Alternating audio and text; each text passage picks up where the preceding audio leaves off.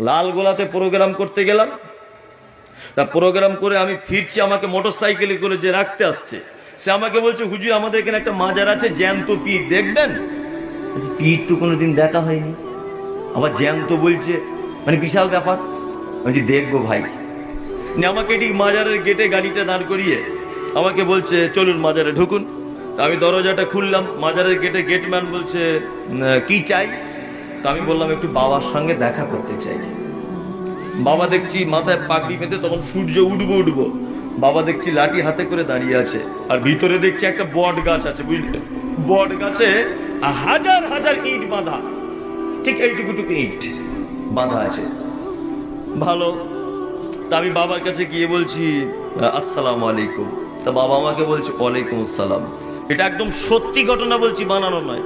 তা আমাকে বাবা বলছে, আপনি কি চান? আমি বললাম, কি পাওয়া যায়? ঠিক এই উত্তর, কি পাওয়া যায়? তা বলছে, আমাদের দরবার থেকে কেউ ফেরত যায় না। তাই বললাম, বাবা এই বট গাছের সিস্টেমটা কেমন? এরকম দেখছি যেন ইট ঝোলানো, সব কি ব্যাপার? লাল সুতো আর কালো সুতো, ইট অজস্র ইট ঝুলছে। বাবা তখন বলছে, যাদের পেটে বাচ্চা কাচ্চা হয় না, এইখানে ইট বাঁধে, আর এই ইটের ভারীতে গাছের ডাল যত নিচের দিকে ঝুঁকবে, ওর বইয়ের পেটও তত বড় হবে। আমাকে বলছে, মানে ওটা বাচ্চা দেওয়ার গাছ। তো মনে মনে বলছি, তাহলে এত হসপিটাল নার্সিং করার দরকার ছিল না তো। হ্যাঁ, যাদের ছেলে মেয়ে হয় না, তো এই গাছের গোড়া উড়িয়ে নিয়ে চলে যেত। হ্যাঁ, মালদা মুর্শিদাবাদ থেকে লোক এসে ইট বানছে। তা আমি বাবাকে বলছি, বাবা কি পাওয়া যায়? তখন ও ঘাবড়ে গেছে, আর আমিও তো বড় পাঞ্জাবি পরে আছি।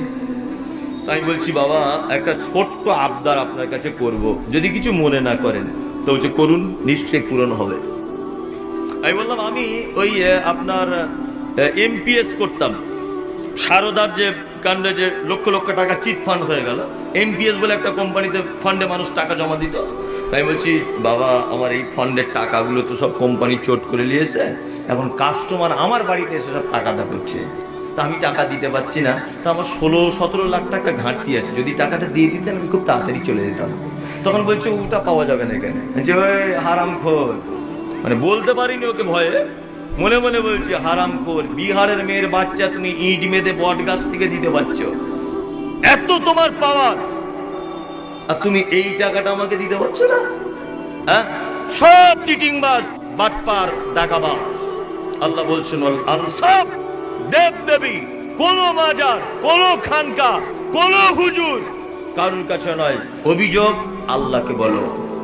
বড় ছেলে ক্যান্সার রোগে আক্রান্ত, আল্লাহ রসুল বলছেন, কামাফিন নাস আন্নাসুন নিয়াম, রাতের বেলা সবাই যখন ঘুমিয়ে যায়, তুমি তখন মসজিদে গিয়ে একেবারে লুটিয়ে পড়ো, আর আল্লাহকে বলো, আল্লাহ পৃথিবীর সব থেকে বড় চিকিৎসক তুমি, তুমি ভালো করে দাও, তুমি চাইলে আমার বেটা ভালো হয়ে যাবে। এটা কে করতে পারে? কে? আল্লাহ। এবার একটা জিনিস আপনাকে বোঝায়। আচ্ছা বলুন তো, হযরত আবু বকর ওমরের নাম শুনলে কি বলি? বলুন, রাদিয়াল্লাহু তাআলা আনহু। বাংলা মানে আল্লাহ তুমি তার উপর রাজি হও, তুমি তার উপর খুশি হও, তাই তো? আচ্ছা এবার বলুন, হযরত মুহাম্মদের নাম শুনলে সাল্লাল্লাহু আলাইহি সাল্লাম, বাংলা মানে কি? আল্লাহ তুমি তার উপরে শান্তি বর্ষণ করো, তাই তো? এবার বলুন, আবু বকর, ওমর, উসমান, এই চারজনকে একটা পাল্লাতে তুললাম, আর হযরত মুহাম্মদ সাল্লাল্লাহু আলাইহি সাল্লামকে একটা পাল্লাতে তুললাম। আচ্ছা বলুন তো, কোন পাল্লাটা ঈমানের দিক দিয়ে, সম্মানের দিক দিয়ে ভারী হবে? কথা বলুন। মুহাম্মদ সাল্লাল্লাহু আলাইহি ওয়াসাল্লামের।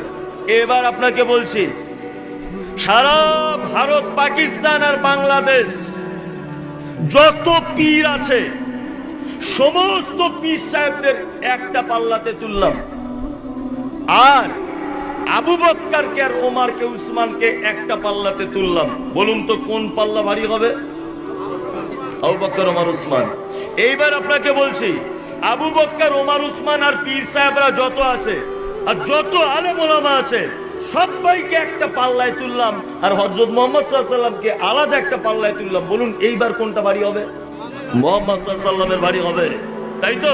তার মানে বোঝা গেল, পৃথিবীর সব থেকে দামি লোক, সব থেকে সুপার কোয়ালিটি, তিনি কে? মুহাম্মদ সাল্লাল্লাহু আলাইহি সাল্লাম। এবার বলুন, মুহাম্মাদের নাম শুনে বলছি সাল্লাল্লাহু আলাইহি ওয়াসাল্লাম, আল্লাহ তুমি তার উপরে শান্তি বর্ষণ করো। আচ্ছা, আল্লাহ নবীর জন্য দোয়া করলাম না তার কাছে দোয়া চাইলাম? কোনটা? কথা বলুন। দোয়া করলাম যে আল্লাহ তুমি তার উপর শান্তি বর্ষণ করো। তাহলে মুহাম্মদ সাল্লাল্লাহু আলাইহি ওয়াসাল্লাম পৃথিবীর সুপারম্যান, তার কাছে যখন চাওয়া গেল না, তার জন্য বরং দোয়া করতে হলো, তা হুজুরের কাছে আবার চাওয়ার প্রশ্ন আসে কি করে? হ্যাঁ, বোঝাতে পেরেছি আপনাকে? পৃথিবীর কোন মানুষের কাছে যদি চাওয়ার পারমিশন থাকতো, পৃথিবীর সব থেকে দামি মানুষ হযরত মুহাম্মদ সাল্লাল্লাহু আলাইহি ওয়াসাল্লাম, তার কাছে কিছু চাওয়ার পারমিশন থাকতো। হাজী সাহেবরা কেউ আছেন এখানে? কে আছে হাজী সাহেব? আপনি আপনি জানেন তো মসজিদ নববী থেকে বারে আল্লাহ রসুল কবরে ওখানে দাঁড়াতে দেয় পুলিশ? দাঁড়াতে দেয়? দাঁড়াতে দেয় না। শুধু লাঠি নিয়ে মারে না, শুধু বলে ভাগোই আছে, ভাগো ভাগো, যাও এ হাজি ভাগো এখান থেকে যাও। দাঁড়াতে পাবে না, মানে ওখানে জানে যে যদি লোকটা দাঁড়িয়ে যায়, আবেগে যদি বলে ফেলে মোহাম্মদ আমাকে একটু পার করে দিও কিয়ামতের মাঠে, তাহলে মোহাম্মদও বিপদে, এও বিপদে। কি বলছে বুঝতে পারছেন না? মারাত্মক শিরক এবং চাওয়া কত মারাত্মক, আপনাকে একটা আরো দৃষ্টান্ত দিয়ে বোঝাই। আমি তো বেশি হাদিস কোরআন জানি না, আমি বাস্তববাদী কিছু কথাবার্তা বলতে পারি, এই জন্য মানুষ ডেকে আনে। আচ্ছা বলুন তো, হযরত মুহাম্মদ সাল্লাল্লাহু আলাইহি ওয়াসাল্লামের একটাও বেটা বেঁচে ছিল? ছিল? ছিল না। বেঁচে ছিল, কিন্তু ওনার জীবদ্দশাতেই মারা গেছে সব বেটাগুলো, তাই তো? আর ওনার জীবদ্দশাতে 4টে বেটি, 3 জন মারা গেছে। আর আল্লাহ নবী মারা যাবার 6 মাস পরে ফাতেমা মারা গেছে। ভালো করে বুঝবেন আমি কি বলছি। শিক্ষিত মানুষরা থাকলে ভালো করে চিন্তা ভাবনা করুন যে মমতাজুল ইসলাম কি কথাগুলো বলছে একটা একটা করে। আচ্ছা, হযরত মুহাম্মদ সাল্লাল্লাহু আলাইহি ওয়াসাল্লাম সব বেটাগুলো মারা গেল, মেয়েগুলো বেঁচে থাকলো, এর একটা লজিক আছে? লজিক নেই। পৃথিবীতে দেখবেন একটা চিটিংবাজি ব্যবসা আছে। ব্যবসাটা কি? কবে ফুরফুরার পীর সাহেব আবু বকর সিদ্দিক মারা গেছে, তার ছেলে, তার ছেলে, তার ছেলে, তার ছেলে, তার পোতা পীর হচ্ছে কি হচ্ছে না? এই সিস্টেম চলছে কি চলছে না? চলছে। পীরের বেটা পীর, তার পোতা পীর, তার পোতা পীর, তারও পোতা পীর, ওদের গোষ্ঠী সবাই পীর। আচ্ছা, আল্লাহ তাআলা কত কৌশলী দেখুন। উনি দেখছেন যে মুহাম্মদ সাল্লাল্লাহু আলাইহি ওয়াসাল্লামকে আমি শেষ নবী করে পাঠিয়েছি, আর এই লোকটাকে পৃথিবীর সমস্ত মানুষ হৃদয়ের অ্যালবামে গেঁথে রাখবে।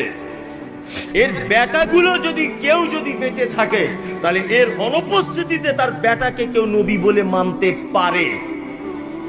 কি বলছি বুঝতে পারছেন না? এই জন্য কৌশল করে বেটাগুলোকে এক এক করে তুলে নিল, যাতে মোহাম্মদ তুমি শেষ, তোমার একদম শিকড় কেটে যাবে। বোঝাতে পেরেছি কি বলছি আপনাকে? আর পৃথিবীতে যত এসব চিটিংবাজি ব্যবসা চলছে, এর বেটা পীর, তার বেটা পীর, তার বেটা পীর, চলছে কি চলছে না? আল্লাহ তাআলা এদের ব্যাপারে বলছেন একদম ওদের ধারে পাশে যাবে না, হারাম। তারপর আল্লাহ তাআলা বলছেন ওয়াল আনসাব ওয়াল আজলাম, দেব দেবীর কাছে যাবে না, শুভ অশুভ কারুর কাছে কিছু দেখতে যাবে না। কি বুঝলেন না? শুভ অশুভ কি কারুর কাছে দেখতে যাবে না, মারাত্মক চিটিংবাজ। একটা ছেলে একটা বাবার কাছে গেছে, ফুটপাতে বসে আছে, আপনাদের রায়গঞ্জেও আছে, আমি দেখি, খাঁচাতে একটা টিয়া পাখি ভরা নিয়ে বসে আছে, হাত দেখে বলে দিচ্ছে। ওই গ্রামে যারা বাঁদর খেলা দেখাতে আসে ওরাও দেখবেন বলে দেয়, বলে দেয় না? বলে দেয়। আর মুসলমান মেয়ে ছেলেরা চারিদিকে ঘুরে আবার ওর কাছে হাত দেখায়, অনেক পুরুষ মানুষরা দেখায়। তো একটা ছেলে একটা বাবার কাছে গিয়ে বলছে, বাবা খুব লজ্জার কথা বলতে এসেছি আপনাকে, আমি যার সঙ্গে আমার প্রেম ভালোবাসা, সে আর ফোনে কথা বলতে চাইছেন আমার সাথে, যদি হাতটা দেখে বলে দিতেন যে কি অসুবিধা হয়েছে তাহলে খুব উপকার হতো। তা বাবা তখন বলছে বলে দেবো, 500 টাকা লাগবে কিন্তু। বলছে হ্যাঁ 500ই দেবো। এখন তখন বাবা হাত দেখে বলছে এ তো কঠিন ব্যাপার, আজ জীবনেও ফোন ধরবে না। তো বলছে কেন? বলছে গেঁড়াকল হয়েছে একটা কিছু, একটা তাবিজ আমি দেবো, 3 দিনের মধ্যে ফোন তো দূরের কথা, জানলা ভেঙে তোমার ঘরে চলে আসবে। বুঝলে না?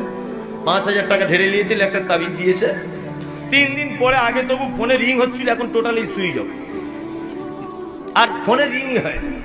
তার ছেলেটা মন টন খারাপ, এসে বলছে বাবা কি হলো?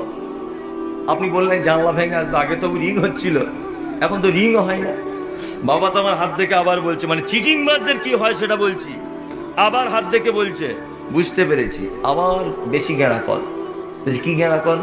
বলছে আমি 5,000-এর তাবিজ দিয়েছি ঘর থেকে ওকে বার করার জন্য, ওর মা আবার কোথা থেকে তাবিজ করে এনেছে 8,000 টাকা দিয়ে, দুটো তাবিজ ঝামেলা লেগে গেছে। যার তাবিজের দাম বেশি তার পাওয়ার বেশি, ওই জন্য আসতে চাইছে কিন্তু 8,000 তাবিজ ওকে আসতে দিচ্ছে না। কি বুঝলেন? হ্যাঁ, সব চিটিংবাজ ভণ্ড।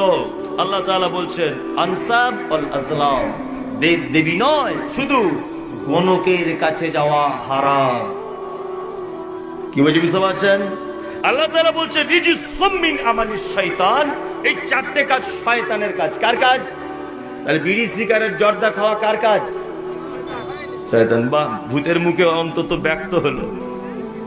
হ্যাঁ, আপনারা নিজেরাই বললেন, এটাই ভালো লাগলো। এটা কার কাজ? শয়তানের কাজ। দেব দেবী গণক এগুলো কার কাজ? শয়তানের কাজ। আল্লাহ তাআলা বলছে চারটে জিনিস হারাম, একদম করা যাবে না। ইনশাআল্লাহ আমরা করবো না, ইনশাআল্লাহ। চলো, এটা কোরআন বললাম। এবার আল্লাহর নবীর আনুগত্য কি করে করবেন? নবীরও তো কিছু আদেশ নিষেধ আছে, আছে না নেই? তা আল্লাহ নবীর কিছু আদেশ নিষেধ বলবো, ওদের ব্যাপারে বলি, বুঝলেন? হ্যাঁ, ওদের ব্যাপারে বলবো।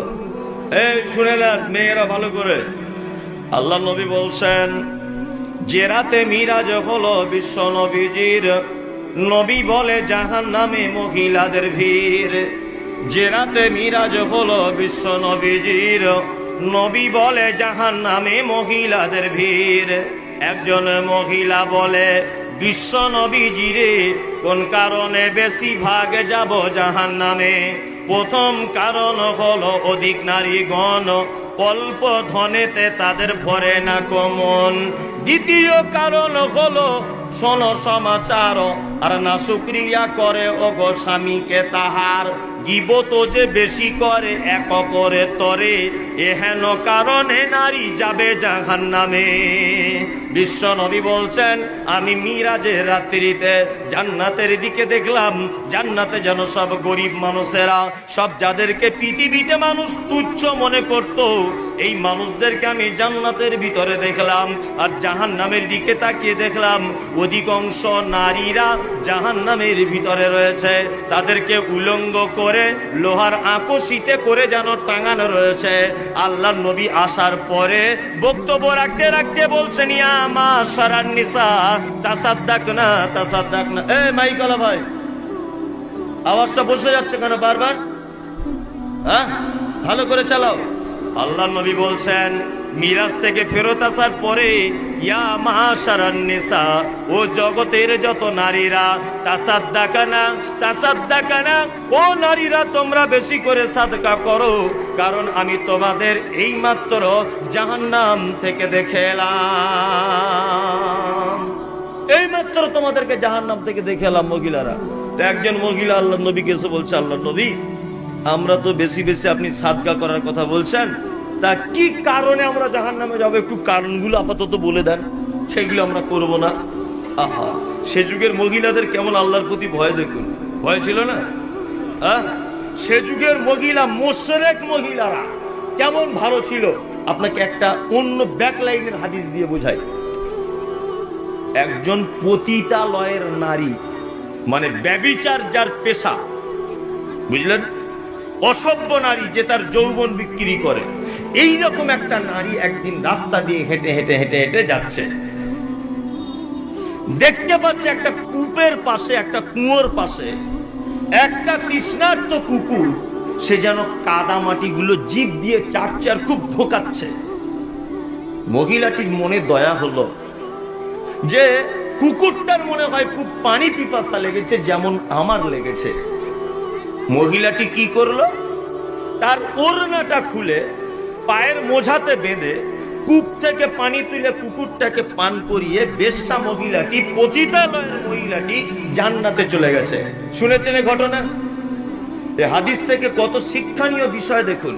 এক, তার মানে বুঝতে হবে সে যুগের পতিতালয়ের মেয়েরাও বোরখা বা ওড়না ব্যবহার করত। কথাটা এখানে ঢুকে যান তো একটু। মানে সে যুগের পতিতালয়ের মেয়েরাও ওড়না ব্যবহার করতো। তাছাড়া আল্লাহ নবী কেন এই কথা বললেন যে ওড়নাটা খুলে মোজা বেঁধে তবে পানি তুলেছেন? তার মানে তখনকার দিনে বদমায়ে যারা যৌবন বিক্রি করত তারাও ওড়না ব্যবহার করে, আর মুসলমান ঘরের মেয়েরা ওড়না ব্যবহার করতে চায় না। বুঝলেন? 2 নম্বর শিক্ষা, প্রাণীদের প্রতি দয়া করলেও আল্লাহ তাকে ক্ষমা করে। বুঝলেন? 2-3টে নতুন জিনিস নয়, পুরাতন জিনিস আপনার স্মরণে নেই, বলে দিচ্ছি। 1, ইসলামে ব্যাঙ মারা নিষেধ আছে, জীবনে কোনোদিন ব্যাঙ মারবেন না। 2, বিড়াল বাড়িতে যদি পুষতে চান পুষবেন, অসুবিধা নেই, তবে ওকে আপনি আটকিয়ে রাখতে পারবেন না। কি বললাম বুঝলেন? আর 3, বিষাক্ত সাপ মেরে দিয়েছেন, আগুন দিয়ে পোড়াচ্ছেন, অনেক ভাইরা করে না? হ্যাঁ, একদম। মেয়েরা রান্না করতে করতে চুলোর চারিদিকে, যেখানে রান্না করে চুলার চারিদিকে পিঁপড়েগুলো ঘোরাফেরা করছিল, আর ওই জ্বালানির সঙ্গে পিঁপড়েগুলোকে টেনে চুলোতে ঢুকিয়ে দিল। এরকম মেয়েরা করে কি করে না? অনেক মেয়ে করে। জাহান্নাম তো দেখতে পাও না? হ্যাঁ, জাহান্নামে যাওয়ার ঢং হয়েছে নাকি? আজকে থেকে মাথায় রেখে দিও, আগুন দিয়ে পৃথিবীর কোনো প্রাণীকে সাজা দেওয়া যাবে না। আগুন দিয়ে সাজা দেওয়ার হক কে রাখে? আল্লাহ, কাউকে নয়। পানিতে ডুবিয়ে অনেক নিষ্ঠুর লোককে দেখেছে, এটা আমার নিজে একদম দেখা কথা। বাড়িতে কুকুরের বাচ্চাগুলো অনেক হয়েছে, ডিস্টার্ব করছে বলে 3-4টে কুকুরের বাচ্চা বস্তার ভিতরে ভরে দিয়ে মুখ বেঁধে পুকুরে ফেলে দিয়েছে। আমার নিজে দেখা কথা এটা। যদি কেউ এই অপরাধ করে থাকেন, তাহলে আজকে থেকে যদি কিয়ামত পর্যন্ত আপনি যদি বেঁচে থাকেন, কিয়ামত পর্যন্ত সেজদায় পড়ে যান, আপনার আর ওঠার টাইম নেই। কি বলছি বুঝতে পারছেন? 1 মিনিট আপনার উঠে দাঁড়াতে পারবেন না কখনোই। প্রাণীদের প্রতি, গরু আছে, ছাগল আছে, ভেড়া আছে, উট আছে, যাই আছে, কোন প্রাণী আল্লাহ নবী বলেছেন মুখে আঘাত করবে না। কুকুর হলেও তার মুখে মারবেন না। কি বলছি বুঝতে পারছেন? কোন প্রাণী মুখে আঘাত করবেন না। তাহলে আমি যে কথা বলতে বলতে এখানে এসেছি, 1, সে যুগের অসভ্য লম্পট মেয়েরাও তারা বোরকা, আপনার চাদর ব্যবহার করত, তাই তো? এবার বর্তমান মেয়েদের কথা আল্লাহ নবী সাল্লাল্লাহু আলাইহি ওয়াসাল্লাম বলছেন, ওই মহিলাটিকে, ওই তোমরা জাহান্নামে যাবে, কি কি কারণে শুনে নাও। 1, প্রথম কারণ হলো অধিক নারীগণ, অল্প ধনেতে তাদের ভরে না কমন।